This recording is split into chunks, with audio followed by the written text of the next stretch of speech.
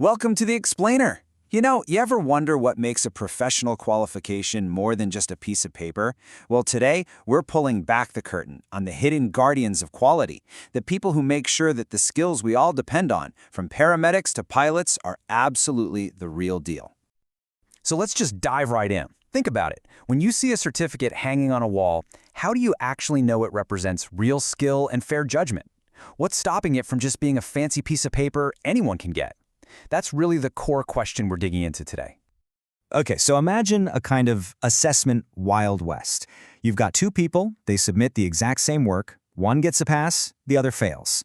When the outcome is totally up to the whim of one individual assessor, the whole qualification starts to lose its meaning. It's not just unfair, the whole system loses its integrity. And this kind of inconsistency, it's a huge problem. It completely erodes public trust in the skills that we rely on every single day. I mean, if we can't trust the qualifications, how can we possibly trust the professionals holding them? So, what's the fix? Well, the solution comes in a very specific role, kind of the hero of our story today, the Internal Quality Assurer, or IQA for short. These are the folks working behind the scenes to tame that assessment Wild West. So what is an IQA exactly? Think of them as the system's own internal quality control. Their entire job is to watch the watchers, to monitor the assessors themselves, making sure that every single assessment is fair, consistent, and hits the required standard. And what's really interesting is that an IQA kind of has to wear two hats. On one hand, they're the guardians of the standards, making sure all the boxes are ticked. But on the other hand, they're also supportive mentors, coaching assessors to get better at their jobs. It's this really critical balance of compliance and development. So, how do these guardians actually do their work? It's definitely not guesswork. They use a very structured process, a system called the IQA cycle, to keep those standards high. This four-step cycle, it creates this continuous loop of planning, checking, supporting, and aligning. It's all designed to maintain really high standards. Let's break down what that actually looks like. Okay, first up is planning, and it's all based on risk. You can think of the IQA as a quality detective, focusing their attention where it's needed most.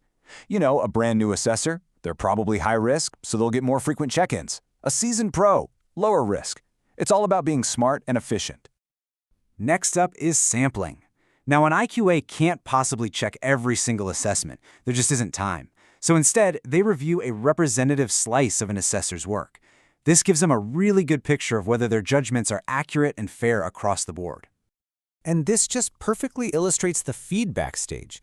See, it's not about catching people out or pointing fingers. It's about giving supportive, developmental advice that actually helps the assessors improve. It's all about growth. And finally, we have standardization. This is like an orchestra conductor, making sure every musician is playing from the same sheet of music. The IQA leads activities to ensure all assessors have a shared understanding of the standards, so that their judgments are totally consistent. Now, holding up this entire process are four core principles. You can think of them as the non-negotiable rules of the game for any fair assessment. So, every single assessment has to be safe, fair, valid, and reliable. Safety means the environment is secure.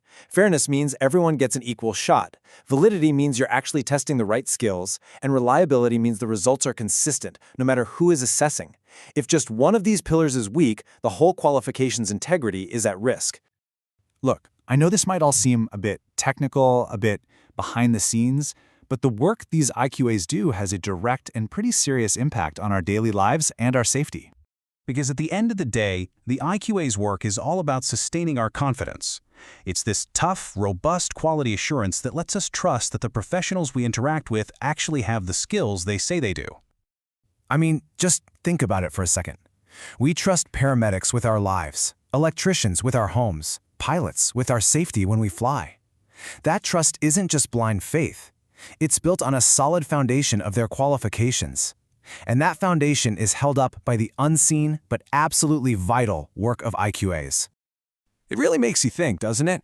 What other unseen systems and unsung guardians are working right now, all around us, to ensure our world is safe, reliable, and high quality?